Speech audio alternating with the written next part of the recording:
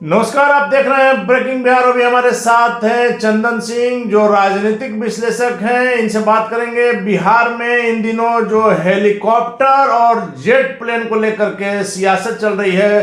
पक्ष और विपक्ष के अपने अपने दावे हैं। जहां बीजेपी ने इसे लेकर के हमला बोला है, वहीं सत्ता पक्ष का कहना है कि बुरा क्या है, जनता के पैसे से जनता के लिए ही काम होगा, इसके लिए हेलीकॉप्टर और जेट प्लेन खरीदा जा रहा है।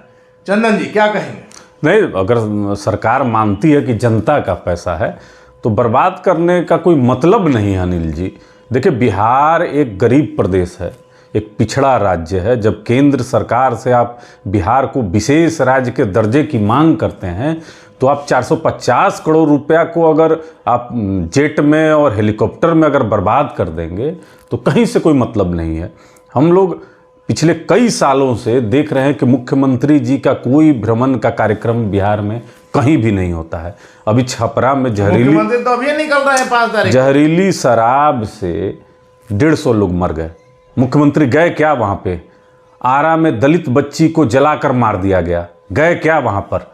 दलित बच्चे आरा में उनकी हत्या हो गई, गए क्या मुख्यमंत्री जी? कटिहार में डिप्टी मेयर की हत्या हुई पिछले साल, गए क्या मुख्यमंत्री? वैशाली में दलित बच्ची के साथ बलात्कार हुआ, गए क्या मुख्यमंत्री? जब मुख्यमंत्री जी को कहीं नहीं जाना है तो 450 करोड़ रुपया को बर्बाद करने का मतलब क्या है? आप साल में सिर्फ एक बार निकलते हैं, 17 साल में 17 बार आप निकले हैं क्या? तो बिहार में जब बाढ़ आ जाती है तो आप हवाई सर्वेक्षण करते हैं। तो अनिल जी, आप उसको किराए पर भी लेकर कर सकते हैं। अभी जैसे लीज पर है, लीज पे, तो लीज पे आप घूमिए ना। अब जहां तक बात रहा कि इनके डिप्टी सीएम को तकलीफ हो रही है कि उनको एक सामान्य विमान से कलकत्ता में नमामि गंगे की बैठक में जाना पड़ा, तो सामान्य विमान से जाना पड़ा, तो कहीं ना कहीं एक खीज उनके बयान में देखने को मिली। तो माननीय डिप्टी सीएम जी, अरे बिहार में 17 साल से नीतीश कुमार जी हैं, उससे पहले आपके पूज्य पिताजी थे। 32 साल से बिहार पिछड़ा राज्य में गिनती आता है।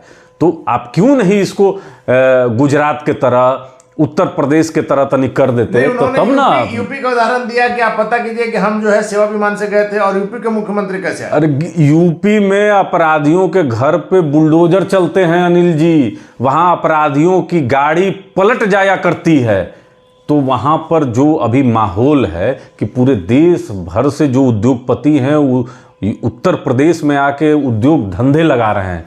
अब कितने कल कारखाने हैं, देखिए यहाँ पर तो पेपर का मिल हो, चाहे आपके फर्टिलाइजर का कारखाना हो, सभी बंद पड़ा है। और एक शब्द भी ना मुख्यमंत्री जी बोलते हैं ना उप मुख्यमंत्री जी बोलते हैं। कर रही है खोलने के लिए। नहीं, पहल का तो सुन रहे हैं हम लोग 17 साल से ना, पहल तो 17 साल से सुन रहे हैं।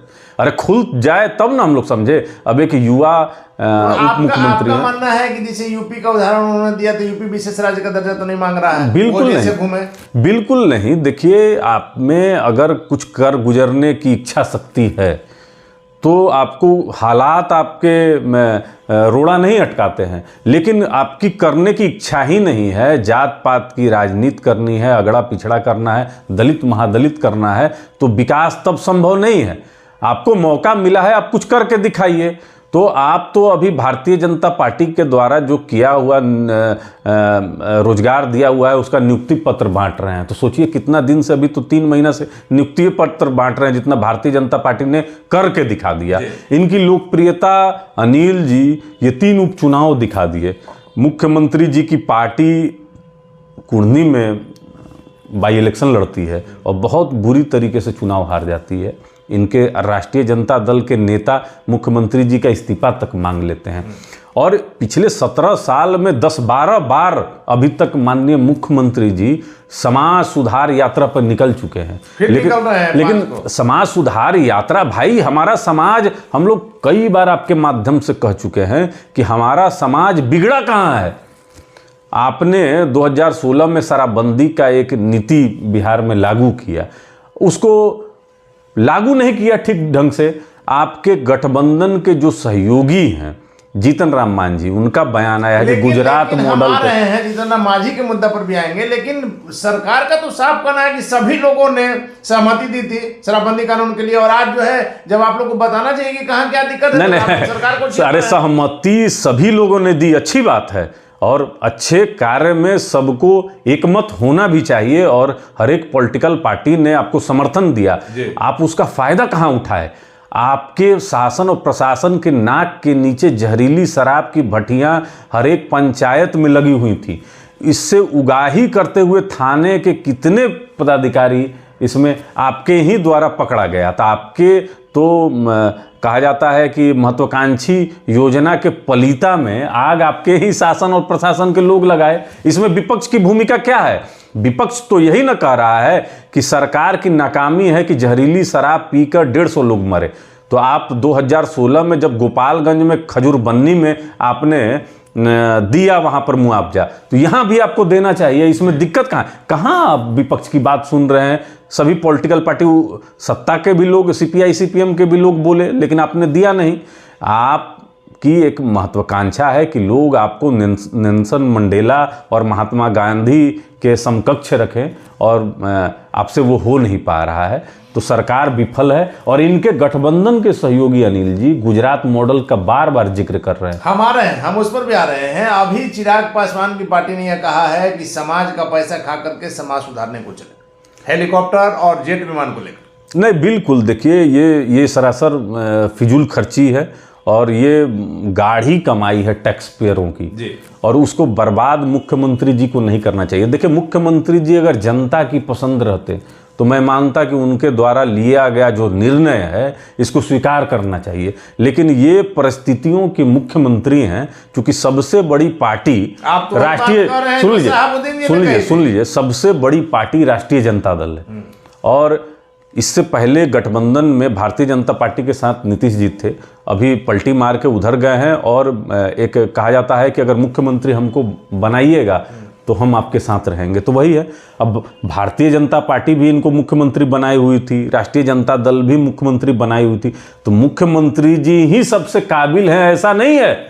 ये गठबंधन को ब्लैकमेल करते हैं, और उस पे इनका कुर्सी टिका हुआ है, तो इनका कोई भी नहीं। ये लोग बर्दाश्त कर रहे हैं, अपना फायदा है तब तो। देखिए, सत्ता में सरकार रहे यही लोग चाहते हैं, और हमको लगता है कि तेजस्वी प्रसाद यादव भी वही चाह रहे हैं कि चचा के साथ रह के। चंदन जी, आप ये बताइए हमको कि तेजस्वी यादव के मुख्यमंत्री बनने में सबसे बड़ा अड़चन क्या है? जब मुख्यमंत्री जी भी कह रहे हैं कि इनको आगे बढ़ाना है, तो फिर अड़चन क्या होगी? देखिए, सबसे बड़ा अड़चन तो स्वयं वो साबित कर दिए कि वो खुद ही हैं। लालू प्रसाद यादव जी, तेजस्वी प्रसाद यादव जी को मुख्यमंत्री बनाना चाहते थे, और विपक्ष में अगर आपको याद होगा अनिल जी, तो विधानसभा में कई ऐसे मौके आए जिसमें तेजस्वी प्रसाद यादव जी एक सशक्त विपक्ष की भूमिका में थे, और विरोधी दल के नेता के होने के वजह से उनको वो लाइमलाइट मिलता था। अभी शताब्दी समारोह जब विधानसभा भवन में हुआ और माननीय प्रधानमंत्री जी भी आए, तो तेजस्वी प्रसाद यादव जी एज ए विरोधी दल के नेता के रूप में उनको एक जगह और स्थान मिला। और बिहार में तमाम वो जिलों में जहां वो जाके चुनाव प्रचार कर रहे थे या अपना जनसभा कर रहे थे, तो एक यूथ में भी उनकी पहचान बहुत ज़बरदस्त बन रही थी।